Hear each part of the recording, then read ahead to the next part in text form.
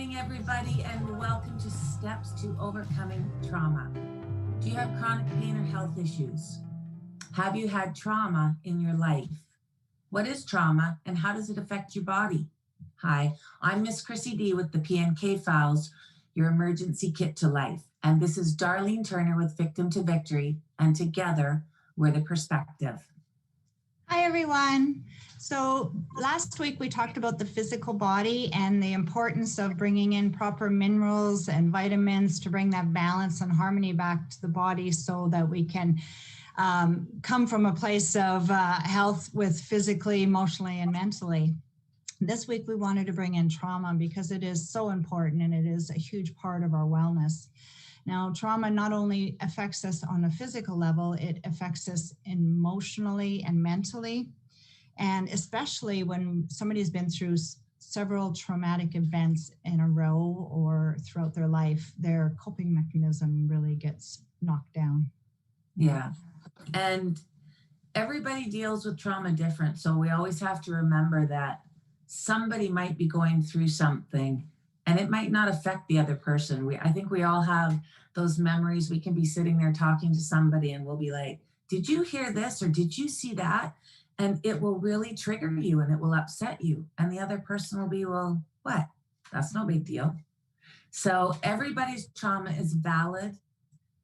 Everything is different. Yeah, that's a really good point.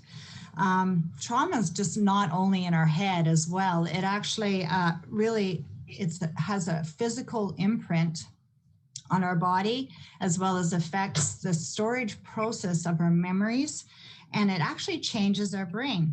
So this is, like I said, especially true when we've had several of them in a row. That coping mechanism breaks down and literally changes our brain and our body cells that hold the imprint of that trauma. So let me break it down a little deeper here so we can understand. So it's almost like when we have that event, and it, I just want to bring in here, it could be like a car accident, it could be physical abuse, it could be a severe medical issue. There's many ways that people can experience trauma. In many ways that one person may, like Chrissy said, experience it one way and another person will have a whole different experience, but yet being in that same situation. So what happens, and we can kind of use a car accident or just think of that as an experience, it's like time freezes in that moment and everything stops and our sensories actually take in what we see, what we hear, what we feel, what we smell. And what happens is a piece of us actually we're not able to process what happened. So it's shock kicks in for one thing. And a piece of us gets fractured or disconnected from our soul and the essence of who we are. And there becomes a feeling of almost brokenness within that. And so releasing this trauma, so let me just go back a little bit here. So that experience is an imprint, like I was saying, right into a cellular level. So when we can actually heal that and go back into that cellular level and have it released, the process of the emotions can heal and be reintegrated back in, and it restores that feeling of wholeness inside again. And the other part I want to bring in here is that when that cellular damage or memory imprint happens, then it can cause medical issues, as well as when that nervous system is stuck on fight or flight. So that's usually a lot of times what happens. Then we talked about this several times, how the cells don't have time to rejuvenate and restore. So it knocks everything out of balance. The organs, the functioning of the systems cannot work properly. And that's when diseases can come in. Yes. Like one of my favorite books by Louise Hayes, it's called Heal Your Body. And it talks about in there disease, if you look at the word, comes from dis-ease. So when your body is in dis-ease, our immune system is weakened, and that's when everything can get to us. So it's really important to have harmony in the body. Yes. And, there's different ways that people develop to help cope with this trauma. And some of them, it's sort of this outer shell that we show to the world. So some of it could be anger. And when we're angry, a lot of times we're just pushing people away, right?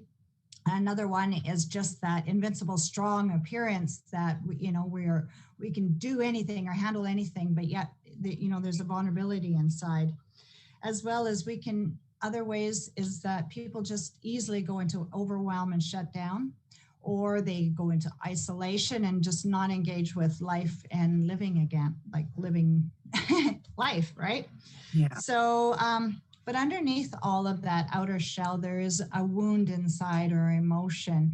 And when we can actually kind of break open that outer shell and that wound or that emotion can be exposed, then that body can actually process and that emotion can be released. Now, a wonderful way this can happen is through pets, because they have that unconditional love and trust that they give us, which helps us open up that shell a bit, and that through that unconditional love and trust, healing can happen inside of that emotional wound. Yeah, pets are so healing. You just have to look at people and pets and the interaction to see how much calmness they bring. One of the things I do, because I'm in a place where I can't have pets, is I do the old elastic trick. So you'll see people that have elastics on their wrist. So when I feel anxiety coming up, I just give it a quick little snap and it interrupts that hypothalamus part of our brain that's connected to the nervous system that goes everywhere. It can't focus on everything at once. So now it's focusing on that little bit of instant pain.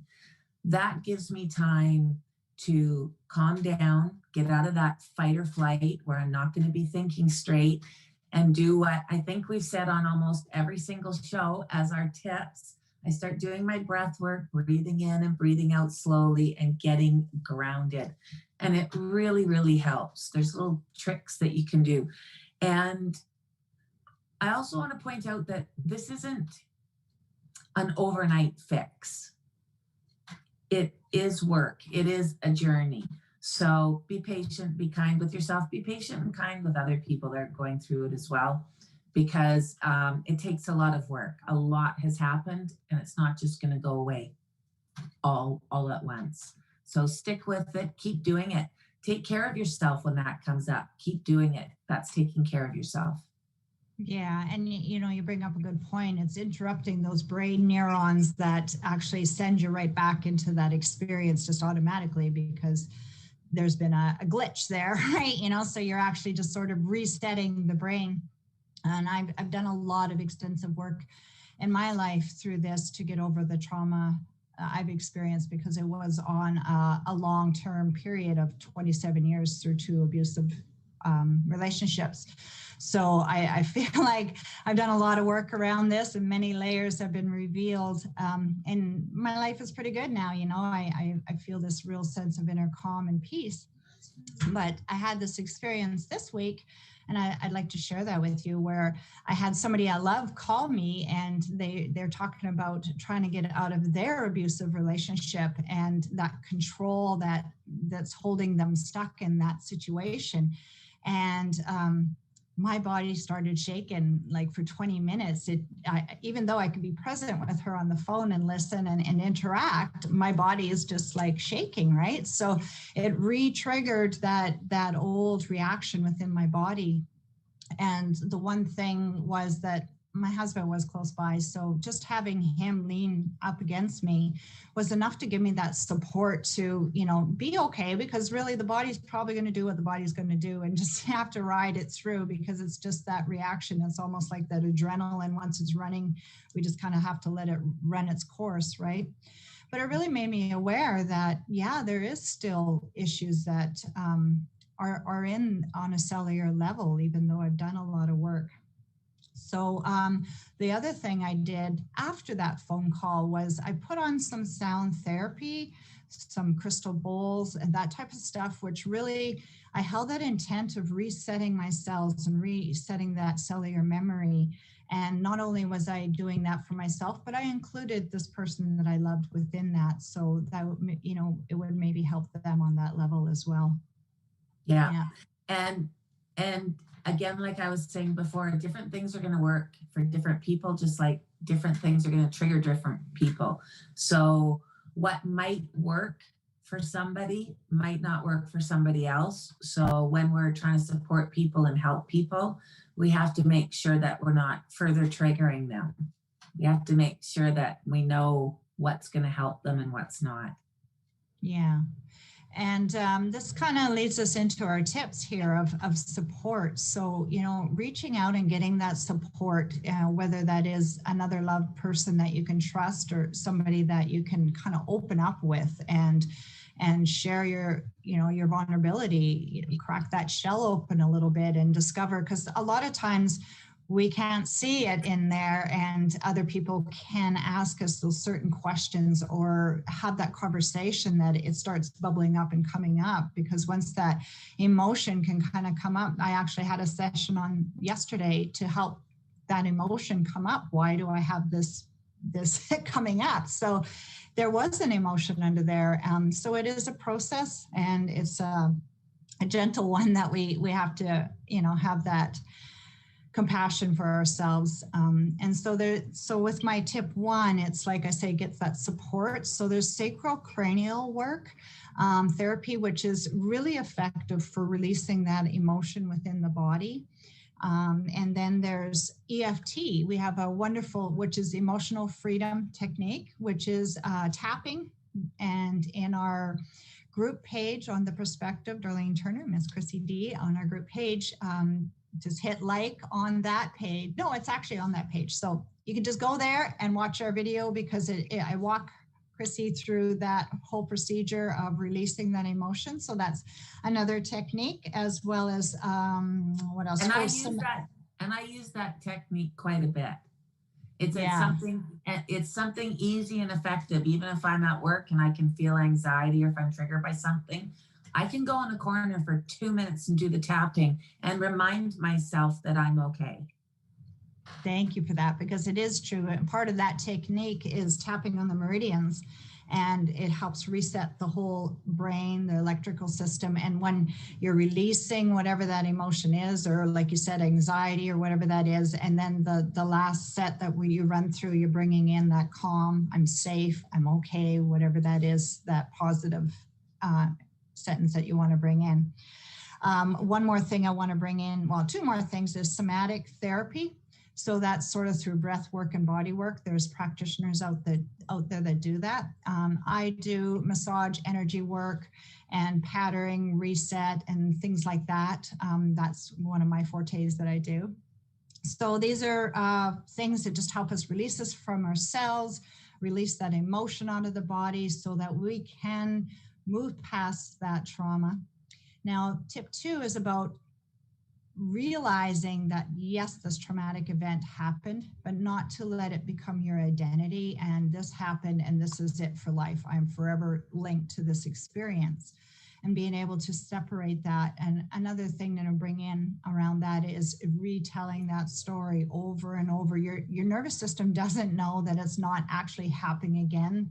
So every time you tell it, it resends that message to the body that it's happening again. So it reconfirms that you're in it again. So then it becomes even stronger, our identity. And here's a tip for the tip to find out if you're even there. Because when you go into trauma, don't forget, we're in our fight or flight. So our adrenaline's going, we're not going to be thinking as maybe we should be thinking. So it's so important to separate that trauma. It is not who you are. And if you find something has happened to you, and you're this really strong person, and all of a sudden you're this victim because of something that has happened, and you feel powerless, that's when you know you have to separate the trauma from yourself. That's when you know you're not in the right mind. So get grounded, do your breath work. And our third tip for today is to always be kind and understanding to yourself and to other people. It's like we said, trauma is different for everybody. Everybody's going through stuff. And there's nothing worse than hearing, because I personally hear this, oh, Chrissy, you're so strong, you can do it. But that's maybe not where I am, and that's not what I need at that moment. I want somebody to understand so that I can get strong. I can understand, yep, this is happening again. Okay, separate the two and then start dealing with it. And I both of the jobs I have, I work with really vulnerable people. And when they come up to me and they see that I'm empathetic, I'm compassionate to them, and I understand, and that I'm not there to judge them, all of a sudden it changes their whole demeanor. It changes their day. It changes everything about them, and it makes them be open now to getting the help so that they can change that. Mm-hmm. So remember to be kind and understanding. We don't know where everybody is. And on that note, thank you, everybody. We want to keep this short and sweet as always so that everybody has time to get these tips and to share them. So come and join us every Sunday at 10 o'clock for the new perspective on trauma, abuse, chronic pain, and the steps to a thriving and healthy life. And we hope you all have a very happy holiday. We'll see you next time.